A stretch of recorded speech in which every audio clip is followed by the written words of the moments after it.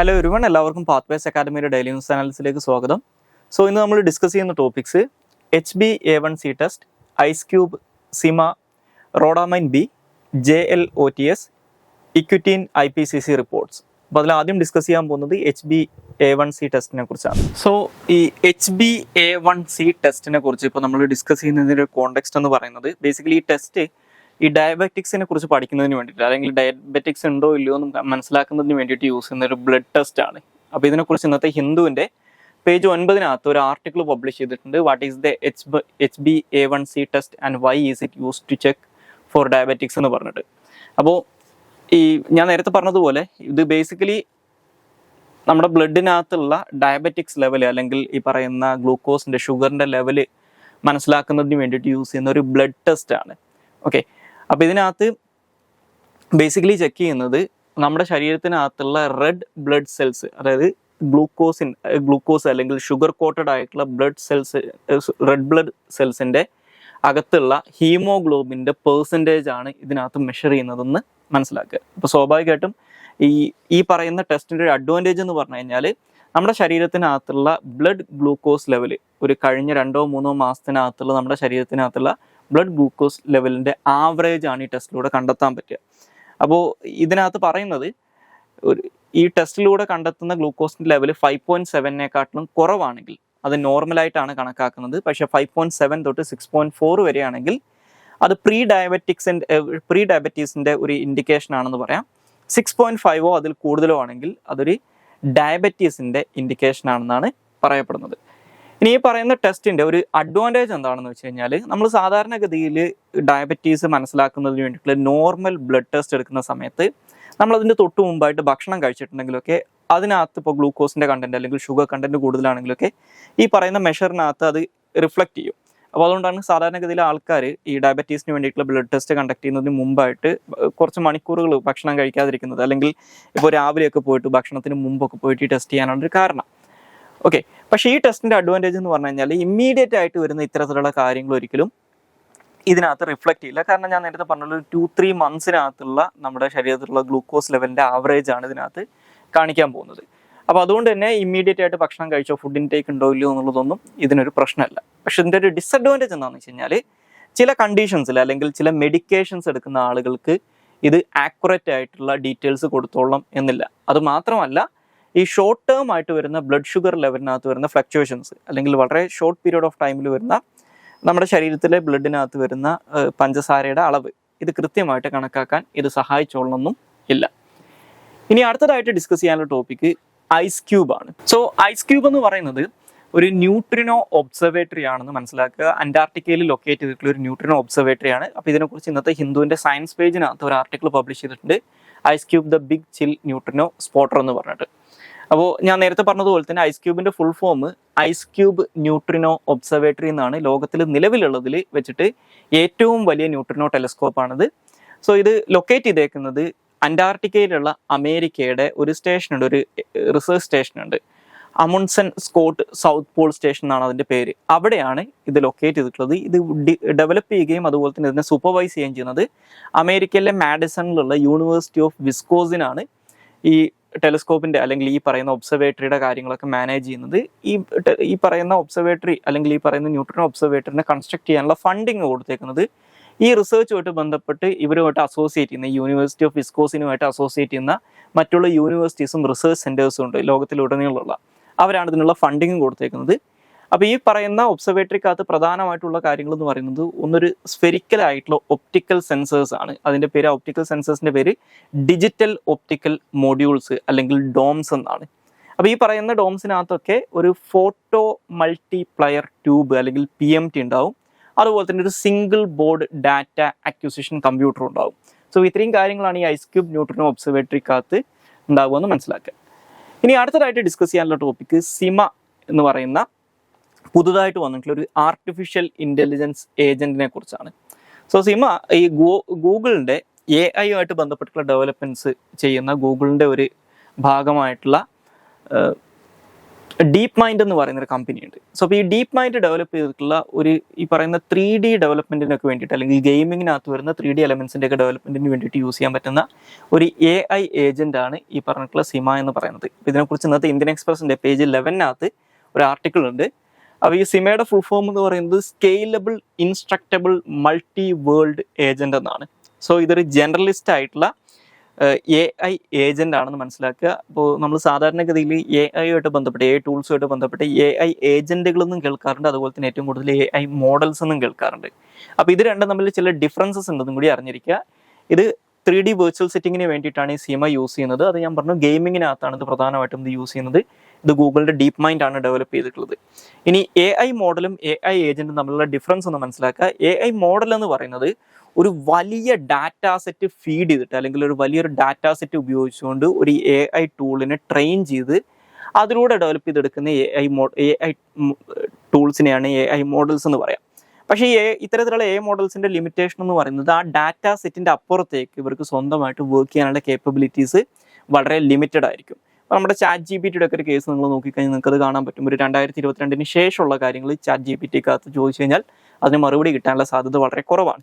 Okay, അപ്പോൾ ഇനി അതേസമയം ഈ AI ഏജന്റ് എന്ന് പറയുന്നത് അതൊരു മനുഷ്യനെ പോലെ തന്നെയാണ്, പക്ഷെ അതൊരു ആർട്ടിഫിഷ്യൽ ആണെന്ന് മാത്രമേ ഉള്ളൂ. അതായത് സ്വന്തമായിട്ട് ഡാറ്റ പ്രോസസ്സ് ചെയ്യാനും അതിൻ്റെ അടിസ്ഥാനത്തിൽ കാര്യങ്ങൾ ചെയ്യാനും കേപ്പബിൾ ആയിട്ടുള്ള AI ടൂൾസ് ആണ് AI ഏജന്റുകൾ എന്ന് പറയുന്നത്.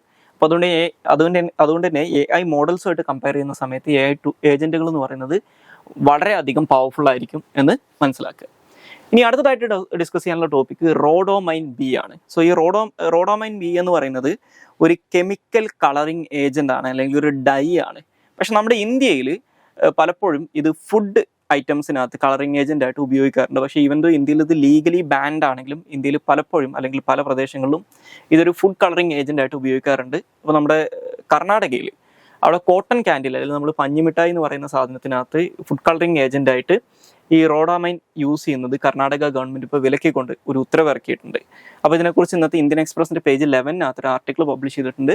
അപ്പോൾ ഞാൻ നേരത്തെ പറഞ്ഞതുപോലെ റോഡോമൈൻ ബി എന്ന് പറയുന്നത് ഒരു കെമിക്കൽ കോമ്പോണന്റ് ആണ്, ഇതൊരു ഡൈ ആണ്, അതായത് ഒരു കളറിങ് ഏജന്റ് ആണ്. അപ്പോൾ ഇത് യൂഷ്വലി ഒരുപാട് സാധനങ്ങളിൽ കളറിങ് ഏജന്റ് ആയിട്ട് യൂസ് ചെയ്യാറുണ്ടെങ്കിലും ഇതിൻ്റെ ഒരു ഉപയോഗം എന്ന് പറഞ്ഞു കഴിഞ്ഞാൽ ഈ വെള്ളത്തിൻ്റെ ഒഴുക്കിനെ കുറിച്ച് മനസ്സിലാക്കാനും അതിൻ്റെ റേറ്റിനെ കുറിച്ച് മനസ്സിലാക്കാനൊക്കെ വേണ്ടിയിട്ട് ഒരു ട്രേസർ ഡൈ ആയിട്ട് യൂസ് ചെയ്യുന്ന ഒരു സാധനമാണ് റോഡോമൈൻ എന്ന് പറയുന്നത്. അതിനുവേണ്ടി മാത്രമല്ല മറ്റു പല കാര്യങ്ങൾക്കും ചെയ്യാറുണ്ട്. അതുപോലെ തന്നെ ഈ റോഡോമൈന് ഒരു ഫ്ലോറസ് ആയതുകൊണ്ട് തന്നെ വളരെ ഈസി ആയിട്ട് വളരെ ചിലവ് കുറഞ്ഞ രീതിയിൽ ഡിറ്റക്ട് ചെയ്യാൻ പറ്റുന്ന ഈ ഫ്ലോറോമീറ്റർ യൂസ് ചെയ്തുകൊണ്ട് ഡിറ്റക്ട് ചെയ്യാൻ പറ്റുന്ന ഒരു ഡൈയും കൂടിയാണിത്.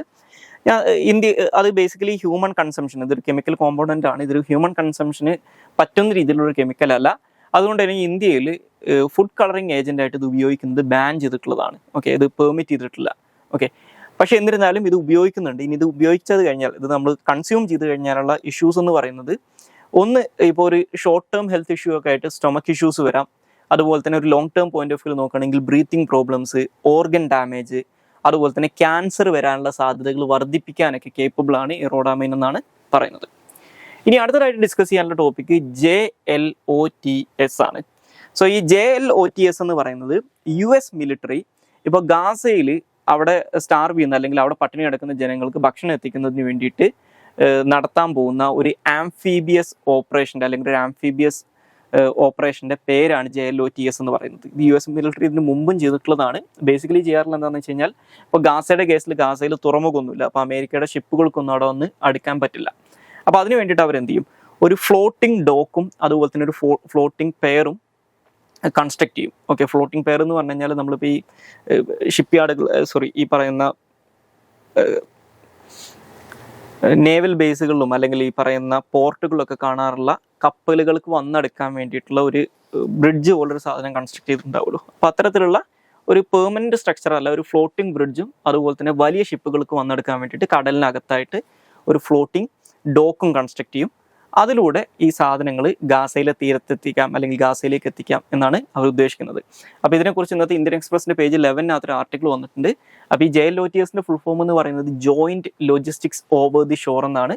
സോ ഇതൊരു ആംഫീബിയസ് ബിൽഡിംഗ് പ്രൊജക്റ്റ് ആണ്. ഇതിനു മുമ്പും US മിലിറ്ററി ചെയ്തിട്ടുള്ള ഒരു കാര്യമാണ്. അപ്പോൾ എന്താണിതെന്ന് ചോദിച്ചു കഴിഞ്ഞാൽ ഇത്തരത്തിൽ നിലവിൽ പെർമനന്റ് ആയിട്ടുള്ള ഒരു പോർട്ടോ അല്ലെങ്കിൽ ഒരു ഹാർബറോ ഒന്നും ഇല്ലാത്ത രാജ്യങ്ങളിലേക്ക് അല്ലെങ്കിൽ അത്തരത്തിലുള്ള പ്രദേശങ്ങളിലേക്ക് വലിയ ഷിപ്പുകളിൽ നിന്ന് സാധനങ്ങൾ എത്തിക്കാൻ വേണ്ടിയിട്ട് ഉപയോഗിക്കുന്ന ഒരു മെത്തേഡാണിത്. അപ്പോൾ ഇതിനകത്ത് ചെയ്യുന്നത് എന്താണെന്ന് വെച്ച് കഴിഞ്ഞാൽ ആദ്യം ഒരു ഫ്ലോട്ടിംഗ് ഡോക്ക് കടലിൽ, അതായത് ഈ വലിയ ഷിപ്പുകൾക്ക് വന്നെടുക്കാൻ പറ്റുന്ന ആഴത്തിലുള്ള പ്രദേശത്ത് ഒരു ഫ്ലോട്ടിംഗ് ഡോക്ക് സ്ഥാപിക്കും. ഫ്ലോട്ടിംഗ് ഡോക്ക് എന്ന് പറഞ്ഞു കഴിഞ്ഞാൽ ഇത് പെർമനൻ്റ് ആയിട്ടുള്ള ഒരു ഡോക്കല്ല, പകരം ഇപ്പോൾ ഈ പട്ടാളക്കാരൊക്കെ യൂസ് ചെയ്യുന്ന ഫ്ലോട്ടിംഗ് ബ്രിഡ്ജസ് ഒക്കെ ഉണ്ടാവും, അതിന് സിമിലർ ആയിട്ടുള്ള സ്ട്രക്ചേഴ്സ് യൂസ് ചെയ്തുകൊണ്ട് ഒരു ഫ്ലോട്ടിംഗ് ഡോക്ക് സ്ഥാപിക്കും.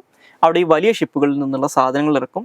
അതിൽ നിന്ന് ഈ ഫ്ലോട്ടിംഗ് ഡോക്കിൽ നിന്ന് ചെറിയ ഷിപ്പുകളിൽ അല്ലെങ്കിൽ വലിയ ബോട്ടുകൾ ഉപയോഗിച്ചുകൊണ്ട് ഒരു ഫ്ലോട്ടിംഗ് പെയർ ഉണ്ടാവും. ഞാൻ നേരത്തെ പറഞ്ഞതുപോലെ കടലിലേക്ക് നീണ്ടു കിടക്കുന്ന ഒരു ഫ്ലോട്ട് ചെയ്യുന്നൊരു പാലുണ്ടാവും. ആ പാലത്തേക്ക് സാധനങ്ങൾ എത്തിക്കും, അവിടുന്ന് വാഹനങ്ങളിൽ കയറ്റിയിട്ട് കരയിലേക്ക് എത്തിക്കാം. അപ്പോൾ അമേരിക്ക ഇത് ഇങ്ങനെ ചെയ്യാനുള്ള കാരണം എന്താണെന്ന് വെച്ച് കഴിഞ്ഞാൽ ഇപ്പോൾ ഗാസയിൽ ഇസ്രായേൽ നടത്തിക്കൊണ്ടിരിക്കുന്ന ആക്രമണങ്ങളിൽ ഏകദേശം 40,000-ൽ കൂടുതൽ ആളുകൾ കൊല്ലപ്പെട്ടിട്ടുണ്ട്. അതിൽ കൊല്ലപ്പെട്ടിട്ടുള്ള കൂടുതലും സ്ത്രീകളും കുട്ടികളുമാണ്. അത് മാത്രമല്ല, ഏകദേശം 1,00,000-ന്റെ അടുത്ത ആളുകൾക്ക് പരിക്ക് പറ്റിയിട്ടുണ്ട്. ഈ ഗാസ എന്ന് പറയുന്നത് ഓൾറെഡി ഒരു ലോകത്തിലെ ഏറ്റവും വലിയ ഓപ്പൺ എയർ പ്രിസൺ എന്നറിയപ്പെടുന്ന ഒരു പ്രദേശമാണ് ഗാസ എന്ന് പറയുന്നത്. കാരണം ഗാസയിലേക്കുള്ള കരമാർഗമുള്ള അതിർത്തിയും കടൽ മാർഗമുള്ള പാതകളും അതുപോലെ തന്നെ അതിൻ്റെ എയർ സ്പേസും ഇസ്രായേൽ ക്ലോസ് ഡൗൺ ചെയ്തിട്ടുണ്ട്.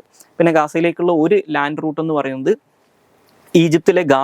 ഈജിപ്തിലെ സിനായ് പെനിൻസുല വഴിയുള്ളതാണ്, റാഫ ക്രോസിംഗ് എന്ന് പറയുന്നത്. പക്ഷെ അതും ഈജിപ്ത് ക്ലോസ് ഡൗൺ ചെയ്തിട്ടുണ്ട്. അപ്പോൾ അതുകൊണ്ട് തന്നെ ഗാസയിൽ ഇപ്പോൾ വലിയ രീതിയിലുള്ള യുദ്ധത്തെ ഫേസ് ചെയ്യുന്നുണ്ട്. അതുമായിട്ട് ബന്ധപ്പെട്ടുള്ള ഹെൽത്ത് ഇഷ്യൂസും ബാക്കിയുള്ള കാര്യങ്ങളൊക്കെ ഉണ്ട്. അതിൻ്റെ കൂടെ ഇസ്രായേൽ ഗാസയിലേക്കുള്ള എയ്ഡ് കംപ്ലീറ്റ്ലി ബ്ലോക്ക് ചെയ്തേക്കാണ്. അപ്പോൾ ഈ ഒരു സാഹചര്യത്തിൽ അവിടുത്തെ ജനങ്ങൾ ഒരു ഇമിനൻ്റ് ആയിട്ടുള്ള സ്റ്റാർവേഷൻ അല്ലെങ്കിൽ ഇമിനൻ്റ് ആയിട്ടുള്ള ഫെമിൻ ഫേസ് ചെയ്തുകൊണ്ടിരിക്കുകയാണെന്നുള്ളൊരു കാര്യം ഇപ്പോൾ റീസെൻ്റ്ലി യുണൈറ്റഡ് നേഷൻസ് അടക്കം റിപ്പോർട്ട് ചെയ്തിട്ടുണ്ടായിരുന്നു. അപ്പോൾ ഇതിൻ്റെ ഒരു പരിധി വരെയൊക്കെ പരിഹരിക്കുന്നതിന് വേണ്ടിയിട്ട് അറബ് രാജ്യങ്ങളായിട്ടുള്ള ജോർദാനൊക്കെ ചേർന്നുകൊണ്ട് ഈ ഗാസയിൽ ചില എയർ ഡ്രോപ്പുകളൊക്കെ ശ്രമിച്ചിട്ടുണ്ടായിരുന്നു. പക്ഷേ ഗാസയിൽ ഏകദേശം 20 ലക്ഷത്തോളം ജനങ്ങളുണ്ട്. അവർക്കുള്ള ഭക്ഷണം എത്തിക്കാൻ ഈ എയർ ഡ്രോപ്പുകളൊന്നും സഹായിക്കില്ല. അപ്പോൾ ആ ഒരു സാഹചര്യത്തിലാണ് അമേരിക്ക ഇത്തരത്തിലൊരു ഓപ്പറേഷൻ നടത്തുന്നത്. ഇതിനുള്ള മറ്റൊരു കാരണം എന്ന് പറയുന്നത് ഈ US ഇസ്രായേലിന് കൊടുത്തുകൊണ്ടിരിക്കുന്ന ഒരു അൺകണ്ടീഷണൽ ആയിട്ടുള്ള മിലിറ്ററി സപ്പോർട്ട് വലിയ രീതിയിൽ ക്രിട്ടിസൈസ് ചെയ്യപ്പെടുന്നുണ്ട്. അത് അമേരിക്കയിലെ നിലവിലുള്ള അവിടുത്തെ ഗവേണിംഗ് പാർട്ടി ആയിട്ടുള്ള ഡെമോക്രാറ്റിക് പാർട്ടിക്ക് പല പ്രദേശങ്ങളും വലിയ രീതിയിൽ തിരിച്ചടി കൊടുക്കാൻ തുടങ്ങിയിട്ടുണ്ട്. അപ്പോൾ ആ ഒരു സാഹചര്യത്തിലും കൂടിയാണ് ഇതൊരു പബ്ലിസിറ്റി സ്റ്റണ്ടും കൂടിയാണ് ഇത്തരത്തിലുള്ള ഓപ്പറേഷൻ US മിലിറ്ററി കണ്ടക്ട് ചെയ്യാൻ വേണ്ടിയിട്ട് തീരുമാനിച്ചിട്ടുള്ളത്. ഓക്കെ, അപ്പോൾ ഇത് എന്താണെന്ന് ജസ്റ്റ് ഒന്ന് മനസ്സിലാക്കിയിരിക്കുക. ഇനി അടുത്തതായിട്ട് ഡിസ്കസ് ചെയ്യാനുള്ള topic equity in IPCC reports ആണ്. സോ അതായത് IPCC എന്ന് പറഞ്ഞു കഴിഞ്ഞാൽ Inter governmental panel on climate change ആണ്. യുണൈറ്റഡ് നേഷൻസിന്റെ കീഴിൽ വരുന്ന ഒരു കാര്യമാണത്. അപ്പോൾ ഈ IPCC ഈ ക്ലൈമറ്റ് ചേഞ്ചുമായിട്ട് ബന്ധപ്പെട്ട് ഒരുപാട് റിപ്പോർട്ടുകൾ തയ്യാറാക്കാറുണ്ട്. അതിനകത്ത് പല പ്രഡിക്ഷൻ മോഡൽസും ഉണ്ട്. അതായത് ഫ്യൂച്ചറിൽ എന്തൊക്കെ കാര്യങ്ങളാണ് സംഭവിക്കുക അല്ലെങ്കിൽ എന്തൊക്കെ മാറ്റങ്ങൾ വരുത്തണം എന്നുള്ള കാര്യങ്ങൾ അവരുടെ ഈ പറയുന്ന ഫോർകാസ്റ്റിനകത്ത് ഈ റിപ്പോർട്ടുകൾക്കകത്ത് പറയാറുണ്ട്. പക്ഷേ ആ റിപ്പോർട്ടുകൾക്കകത്ത് വലിയ ഇതിലുള്ള ചില ഇഷ്യൂസ് ഉണ്ടെന്ന് ഈ റിപ്പോർട്ടുകളെ കുറിച്ച് പഠിച്ചിട്ടുള്ള ഒരു പാനൽ അല്ലെങ്കിൽ പഠിച്ചിട്ടുള്ള ചില എക്സ്പേർട്ടുകൾ തയ്യാറാക്കിയിട്ടുള്ള ഒരു റിപ്പോർട്ടിനകത്ത് പറയുന്നുണ്ട്. അപ്പോൾ ഇതിനെക്കുറിച്ചിട്ടുള്ള ഒരു ആർട്ടിക്കിൾ ഇന്നത്തെ ഹിന്ദുവിൻ്റെ പേജ് 8 അവർ പബ്ലിഷ് ചെയ്തിട്ടുണ്ട്. അപ്പോൾ ആ സ്റ്റഡിക്കകത്ത് അവർ ഈ IPCC പബ്ലിഷ് ചെയ്തിട്ടുള്ള ഏകദേശം 556ഓളം സിനാരിയോസ് അനലൈസ് ചെയ്തിട്ടാണ് ഇത്തരത്തിലൊരു കൺക്ലൂഷനിൽ എത്തിയിട്ടുള്ളത്. അതായത് ഈ IPCCയുടെ റിപ്പോർട്ടിനകത്ത് ഡെവലപ്പിംഗ് കൺട്രീസിന് മുകളിൽ കൂടുതലായിട്ട് ബേർഡൻ ഇമ്പോസ് ചെയ്യുന്നൊരു ടെൻഡൻസി കാണാനുണ്ട് എന്ന് പറയുന്നുണ്ട്. ഓക്കെ, അപ്പോൾ ഈ ബേസിക്കലി IPCCയുടെ റിപ്പോർട്ടിനകത്ത് അവർ ഈ പറയുന്ന ഫ്യൂച്ചറിസ്റ്റിക് ആയിട്ടുള്ള അസസ്മെൻറ്റുകൾ അല്ലെങ്കിൽ സിനാരിയോസ് അവർ സെറ്റ് ചെയ്യാറുള്ളത് ഒരുപാട് കാര്യങ്ങളുടെ ബേസിസിലാണ്. ഇപ്പോൾ കാർബൺ ഡൈ ഓക്സൈഡിൻ്റെ ഈ ഫോസിൽ ഫ്യൂൽ ബേണിങ്ങിലൂടെ വരുന്ന കാർബൺ ഡൈ ഓക്സൈഡിൻ്റെ എമിഷൻ കുറയ്ക്കുക, അതുപോലെ തന്നെ കാർബൺ സെക്വസ്ട്രേഷൻസ്, ഓക്കെ, അല്ലെങ്കിൽ കാർബൺ ക്യാപ്ചർ, ഈ ഫോറസ്ട്രിയിലൂടെ കാർബൺ ക്യാപ്ചർ ഇംപ്രൂവ് ചെയ്യുക, അങ്ങനെയുള്ള കുറേ സിനാരിയോസ് വെച്ചിട്ടാണ് അവർ ചെയ്യാറുള്ളത്. അപ്പോൾ ഇതിനെക്കുറിച്ചാണ് ഈ ടോപ്പിക്കിനകത്ത് നമുക്ക് ഡിസ്കസ് ചെയ്യാനുള്ളത്. അപ്പം നിലവിലെ അവസ്ഥയിൽ ഈ IPCC റിപ്പോർട്ടുകളുടെ പ്രശ്നത്തെക്കുറിച്ച് പറയുന്നതിന് മുമ്പ് IPCC റിപ്പോർട്ടുകൾ എങ്ങനെയാണ് ഫ്യൂച്ചർ സിനാരിയോസ് അസസ് ചെയ്യുന്നതെന്ന് മനസ്സിലാക്കുക. അപ്പോൾ അതിന് വേണ്ടിയിട്ട് അവർ യൂസ് ചെയ്യുന്നത് ഒരു ഇൻ്റഗ്രേറ്റഡ് അസസ്മെൻറ്റ് മോഡൽസ് ആണ്.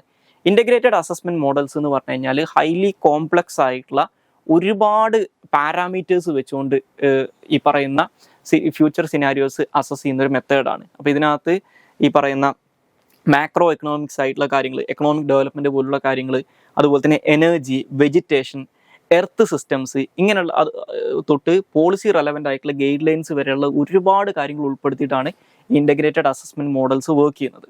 അപ്പോൾ ഇതിൻ്റെ ഏറ്റവും വലിയ പ്രശ്നം എന്ന് പറയുന്നത് ഹൈലി കോംപ്ലക്സ് ആയിട്ടുള്ളൊരു കാര്യമാണ്. കാരണം ഞാൻ നേരത്തെ പറഞ്ഞതുപോലെ ഈ എക്കണോമിക് ഗ്രോത്ത്, അതായത് GDP growth, energy consumption, land use change, climate evolution, ഇങ്ങനെയുള്ള കാര്യങ്ങളെല്ലാതും കൂടി കണക്കാക്കുന്നതുകൊണ്ട് തന്നെ ഇത് ഹൈലി കോംപ്ലക്സ് ആയിട്ടുള്ള ഒരു അസസ്മെൻറ്റ് മെത്തേഡാണെന്ന് മനസ്സിലാക്കുക.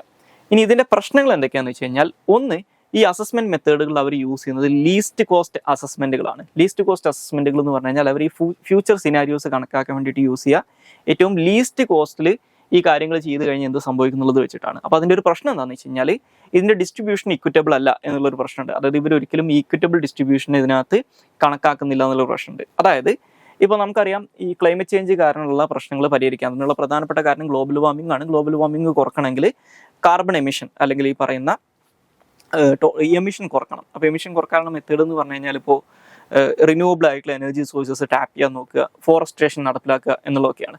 അപ്പോൾ അതിൻ്റെ ഒരു കോണ്ടെക്സ്റ്റിൽ നോക്കിക്കഴിഞ്ഞാൽ അപ്പോൾ നമ്മൾ ഇന്ത്യയിലും US ഒരേ തരത്തിലുള്ള ഒരു സോളാർ പ്രൊജക്റ്റ് ഇംപ്ലിമെൻറ്റ് ചെയ്യുകയാണെന്ന് വെച്ചോ, അതിൻ്റെ കോസ്റ്റ് രണ്ട് രാജ്യങ്ങളിലും ഡിഫറൻ്റ് ആയിരിക്കും. ഇന്ത്യയിൽ കുറവും US കൂടുതലും ആയിരിക്കും. അല്ലെങ്കിൽ ഇന്ത്യയിലും US നമ്മളൊരു അഫോറസ്റ്റേഷൻ പ്രൊജക്റ്റ് നടപ്പിലാക്കുകയാണ്. പക്ഷേ ഈക്വൽ സൈസുള്ള ഒരു അഫോറസ്റ്റേഷൻ പ്രൊജക്റ്റ് ഇന്ത്യയിലും US നടപ്പിലാക്കുന്ന സമയത്ത് അവിടെയും ഇന്ത്യയെക്കാട്ടിലും കൂടുതൽ ചിലവ് US അപ്പോൾ ഈ മെത്തേഡ്സിൽ ഈ IAMസിനകത്ത് ഇവർ യൂസ് ചെയ്യുന്നത് ലീസ്റ്റ് കോസ്റ്റ് അസസ്മെൻറ്റ് ആയതുകൊണ്ട് തന്നെ അവർ ഇന്ത്യയുടെ ഈ മോഡലാണ് അവർ അഡോപ്റ്റ് ചെയ്യുക. അപ്പോൾ അതുകൊണ്ട് തന്നെ ഇന്ത്യക്കാർക്ക് ഇതിനകത്ത് കൂടുതൽ ചെയ്യാൻ കഴിയുക. അപ്പോൾ സ്വാഭാവികമായിട്ടും ഇതിൻ്റെ ബേർഡൻ ഈ ഇന്ത്യയുടെ മുകളിൽ വരും. രണ്ടാമത്തെ പ്രശ്നം എന്ന് പറഞ്ഞു കഴിഞ്ഞാൽ ഇതിൻ്റെ ഹിസ്റ്റോറിക്കൽ ആയിട്ടുള്ള ഈ ക്ലൈമറ്റ് ചേഞ്ചിനുള്ള ഹിസ്റ്റോറിക്കൽ റെസ്പോൺസിബിലിറ്റീസിന് ഇത് നെഗ്ലക്ട് ചെയ്യുന്നു എന്നുള്ളതാണ്. അപ്പോൾ അതുകൊണ്ട് എന്താ ഉദ്ദേശിക്കുന്നതെന്ന് വെച്ച് കഴിഞ്ഞാൽ അപ്പോൾ നമുക്കറിയാം ഇപ്പോൾ ഇന്ന് നമ്മൾ ലോകത്ത് കാണുന്ന ഈ ക്ലൈമറ്റ് ചേഞ്ചിൻ്റെ പ്രധാനപ്പെട്ട ഇപ്പോൾ ക്ലൈമറ്റ് ചേഞ്ച് എന്ന് പറയുന്നത് ലോകത്തെ എല്ലാ കാലത്തുള്ളതാണ്. പക്ഷേ ഇപ്പോഴത്തെ പ്രശ്നം എന്ന് പറഞ്ഞു കഴിഞ്ഞാൽ ആന്ത്രപ്പോജനിക് ആയിട്ടുള്ള അല്ലെങ്കിൽ ഹ്യൂമൻ ആക്ടിവിറ്റീസ് കാരണം അതിൻ്റെ സ്പീഡ് കൂടി എന്നുള്ളതാണ്. അപ്പോൾ അതിനുള്ള പ്രധാനപ്പെട്ട കാരണം എന്ന് പറയുന്നത് ഇൻഡസ്ട്രിയൽ റവല്യൂഷൻ തുടങ്ങിയതിന് ശേഷം വന്നിട്ടുള്ള വലിയ രീതിയിലുള്ള ഫോസിൽ ഫ്യൂൽ യൂസ് കാരണം വന്നിട്ടുള്ള കാർബൺ എമിഷനാണ്. അപ്പോൾ ഈ ഇൻഡസ്ട്രിയൽ റവല്യൂഷൻ്റെ ഒരു 1700കളുടെ പകുതി തൊട്ടാണ് ഇൻഡസ്ട്രിയൽ റവല്യൂഷൻ സ്റ്റാർട്ട് ചെയ്യുന്നത്. സോ അപ്പോൾ അവിടെ തൊട്ട് ആദ്യത്തെ ഒരു 200 വർഷം ഇൻഡസ്ട്രിയൽ റവല്യൂഷൻ പ്രധാനമായിട്ടും നടന്നിട്ടുള്ളത് വെസ്റ്റേൺ യൂറോപ്പിലും നോർത്ത് അമേരിക്കയിലുമാണ്. സോ അതുകൊണ്ട് തന്നെ ഹിസ്റ്റോറിക്കലി നോക്കിക്കഴിഞ്ഞാൽ ഇന്നത്തെ ഗ്ലോബൽ വാർമിങ്ങിൻ്റെ പ്രധാനപ്പെട്ട കാരണക്കാർ ഏകദേശം 200 വർഷത്തോളം ഇതുണ്ടാക്കിയിട്ടുള്ള ഈ പറയുന്ന പൊല്യൂഷൻ്റെ എല്ലാത്തിൻ്റെയും കാരണക്കാർ ഡെവലപ്ഡ് കൺട്രീസ് ആണ്. ഈ ഡെവലപ്പിംഗ് കൺട്രീസിൻ്റെ ഒക്കെ ഇൻഡസ്ട്രിയലൈസേഷൻ സ്റ്റാർട്ട് ചെയ്യുന്നത് ഏകദേശം സെക്കൻഡ് വേൾഡ് വാറിൻ്റെ ഒക്കെ ശേഷമാണെന്ന് വേണമെങ്കിൽ നമുക്ക് പറയാം. പക്ഷെ അപ്പോൾ അങ്ങനെ നോക്കുന്ന സമയത്ത് സ്വാഭാവികമായിട്ടും കൂടുതൽ റെസ്പോൺസിബിലിറ്റീസ് ഇമ്പോസ് ചെയ്യേണ്ടത് ഡെവലപ്ഡ് കൺട്രീസിൻ്റെ മുകളിലാണ്.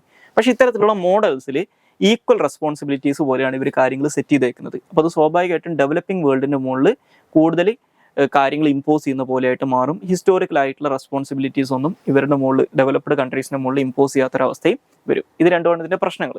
ഇനി ഞാൻ നേരത്തെ പറഞ്ഞതുപോലെ ഈ ലേറ്റസ്റ്റ് ആയിട്ട് വന്നിട്ടുള്ള സ്റ്റഡിക്കകത്ത് അവർ അനലൈസ് ചെയ്തിട്ടുള്ളത് ഈ റിസർച്ചേഴ്സ് അനലൈസ് ചെയ്തിട്ടുള്ളത് 556ഓളം IPCC AR6 റിപ്പോർട്ടിനകത്തുള്ള സിനാരിയോസ് ആണ്. അപ്പോൾ അതിനകത്ത് പറയുന്നത് income, energy use, emission disparities ഇങ്ങനെയുള്ള കാര്യങ്ങളിലൊക്കെ ഡെവലപ്ഡ് ആൻഡ് ഡെവലപ്പിംഗ് കൺട്രീസിൻ്റെ ഇടയിൽ വലിയ ഇതിലുള്ള ഡിസ്പാരിറ്റീസ് ഉണ്ടെന്നാണ് പറയുന്നത്. ആ ഡിസ്പാരിറ്റീസ് 2050 വരെ കണ്ടിന്യൂ ചെയ്യും എന്നും പറയുന്നുണ്ട്. രണ്ടാമതായിട്ട് പറയുന്നത് ഇതിനകത്ത് റീജിയണൽ ഡിസ്പാരിറ്റീസ് ഉണ്ടെന്നാണ് പറയുന്നത്. അതായത് നമ്മൾ per capita GDP region wise നോക്കിക്കഴിഞ്ഞാൽ ഇപ്പോൾ സബ് സഹാറൻ ആഫ്രിക്കയോ അല്ലെങ്കിൽ സൗത്ത് ഏഷ്യയൊക്കെ നോക്കിക്കഴിഞ്ഞാൽ അത് വളരെ കുറവാണ്. ഓക്കെ, പക്ഷെ അതേസമയം നമ്മുടെ ഗ്ലോബൽ പോപ്പുലേഷൻ്റെ 60% ജീവിക്കുന്നത് ഈ പ്രദേശങ്ങളിലാണ്. അപ്പോൾ ഇവരുടെ പെർ ക്യാപിറ്റ GDP എന്ന് പറഞ്ഞു കഴിഞ്ഞാൽ 2050 വരെയുള്ള കാലഘട്ടത്തിൽ ഈ ഗ്ലോബൽ ആവറേജിനെക്കാട്ടിലും കുറവായിരിക്കും എന്നാണ് പറയുന്നത്. ഓക്കെ, അതുപോലെ തന്നെ കൺസംഷൻ പാറ്റേണിനകത്ത് ഇപ്പോൾ എനർജി ആണെങ്കിലും ഫോസിൽ ഫ്യൂവലിൻ്റെ ആണെങ്കിലും അതിൻ്റെ യൂസേജിനകത്ത് ഗ്ലോബൽ നോർത്ത് ആൻഡ് സൗത്തിനാർക്ക് ഒരു ഡിവിഷൻ ഉണ്ടെന്നാണ് പറയുന്നത്. കാരണം നമ്മൾ പെർ ക്യാപിറ്റ കൺസംഷൻ നോക്കിക്കഴിഞ്ഞാൽ അത് ഡെവലപ്ഡ് വേൾഡിലാണ് വലിയ കൂടുതലായിട്ടുള്ളത്. ഇത് നേരത്തെ പറഞ്ഞ പോലെ ബേർഡൻ ഓൺ ഡെവലപ്പിംഗ് കൺട്രീസ് ആണ്. ഡെവലപ്പിംഗ് കൺട്രീസിന് മുകളിൽ ഈ പറയുന്ന കൂടുതൽ ബേർഡൻ ഇമ്പോസ് ചെയ്യുന്നൊരു പ്രശ്നവും പറയപ്പെടുന്നുണ്ട്. ഓക്കെ, ഇനി അവസാനമായിട്ട് ഡിസ്കസ് ചെയ്യാനുള്ള ടോപ്പിക് പ്ലേസസ് ന്യൂസ് ആണ്. അത് നോർത്ത് വസീരിസ്ഥാൻ ആണ്. സോ നോർത്ത് വസീരിസ്ഥാൻ എന്ന് പറയുന്നത് പാകിസ്ഥാനിലെ ഹൈബർ പഷ്തൂൺഖ്വ പ്രൊവിൻസ് എന്ന് പറയുന്ന ഒരു പ്രൊവിൻസ് ഉണ്ട്. ഓക്കെ, നേരത്തെ ഈ ഹൈബർ പഷ്തൂൺഖ്വ പ്രൊവിൻസിന്റെ കുറേ ഭാഗങ്ങളൊക്കെ നോർത്ത് വെസ്റ്റേൺ ഫ്രോണ്ടിയർ ഏജൻസി എന്നാണ് അറിയപ്പെട്ടുകൊണ്ടിരുന്നത്. ബാക്കി കുറച്ച് ഭാഗങ്ങളൊക്കെ ഫെഡറലി അഡ്മിനിസ്ട്രേറ്റഡ് ട്രൈബൽ ഏരിയ അല്ലെങ്കിൽ ഫത്ത എന്നുള്ള പേരിലാണ് അറിയപ്പെട്ടുകൊണ്ടിരുന്നത്. പക്ഷേ ഇപ്പോൾ ഈ എൻ്റയർ റീജിയനെ മൊത്തത്തിൽ അറിയപ്പെടുന്നത് ഹൈബർ പഷ്തൂൺഖ്വ പ്രൊവിൻസ് എന്നാണ്. ഈ പ്രൊവിൻസിനകത്തുള്ള ഒരു ഡിസ്ട്രിക്റ്റ് ആണ് ഈ നോർത്ത് വസീരിസ്ഥാൻ എന്ന് പറയുന്നത്. ബേസിക്കലി വസീരിസ്ഥാൻ എന്ന് പറയുന്നത് ഒരൊറ്റ ഏരിയയാണ്. പക്ഷെ അത് അഡ്മിനിസ്ട്രേറ്റീവ് കൺവീനിയൻസിന് വേണ്ടിയിട്ട് പാകിസ്ഥാൻകാർ രണ്ടായിട്ട് ഡിവൈഡ് ചെയ്തിട്ടുണ്ട്. നോർത്ത് വസീരിസ്ഥാനും അതുപോലെ തന്നെ സൗത്ത് വസീരിസ്ഥാൻ എന്ന് പറഞ്ഞിട്ട് രണ്ടായിട്ട് ഡിവൈഡ് ചെയ്തിട്ടുണ്ട്. അപ്പോൾ ഈ നോർത്ത് വസീരിസ്ഥാനും സൗത്ത് വസീരിസ്ഥാനും ഈ ഭയങ്കരമായിട്ട് ന്യൂസുകളിൽ ഒരു കാലത്ത് വന്നുകൊണ്ടിരുന്നത് ഈ പാകിസ്ഥാനിലെ താലിബാൻ ഗ്രൂപ്പുകൾ അല്ലെങ്കിൽ നോർമലായിട്ട് അല്ലെങ്കിൽ ഒരു അംബ്രല ഓർഗനൈസേഷൻ രീതിയിൽ TTP എന്ന് പറയും, തെഹ്രീക്ക് താലിബാൻ പാകിസ്ഥാൻ എന്ന് പറയും. സോ അപ്പോൾ ഇത് വലിയ ഇതിൽ ഇവരുടെ ആക്ടിവിസം ഉണ്ടായിരുന്ന ഒരു പ്രദേശമാണ് ഈ നോർത്ത് വസീരിസ്ഥാനും സൗത്ത് വസീരിസ്ഥാനൊക്കെ. ഇത് ഹൈലി മൗണ്ടൈനിയസ് ആയിട്ടുള്ള ടെറൈനാണ്. അപ്പോൾ ഇതിനെ കൺട്രോൾ ചെയ്യാന്നുള്ളത് വളരെ ഡിഫിക്കൽട്ടാണ്. അത് മാത്രമല്ല അഫ്ഗാനിസ്ഥാനിൽ ഇതിന് സിമിലർ ആയിട്ടുള്ള ടെറൈനിലൊരു പ്രദേശമായിട്ട് ഇവർക്ക് അതിർത്തിയുണ്ട്. അപ്പോൾ അഫ്ഗാനിസ്ഥാനായിട്ട് അതിർത്തിയുണ്ട്. അതുകൊണ്ട് ഇനി ടെററിസ്റ്റുകൾക്ക് അങ്ങോട്ടും ഇങ്ങോട്ടും പോയി വരാനൊക്കെ വളരെ ഈസിയാണ്. ഇനി ഈ നോർത്ത് വസീരിസ്ഥാനിലൂടെ കടന്നു പോകുന്ന പ്രധാനപ്പെട്ട റിവേഴ്സ് ആണ് തോച്ചി, അതുപോലെ തന്നെ കൈത്തു, കുറാം, ഖൈസോർ, അതുപോലെ തന്നെ ഷക്തു എന്നൊക്കെ പറയുന്നത്. സോ ഇത്രയും കാര്യങ്ങളാണ് ഇന്നത്തെ ഡെയിലി ന്യൂസ് അനാലിസിന് അത് ഡിസ്കസ് ചെയ്യാനുള്ളത്. Thank you all.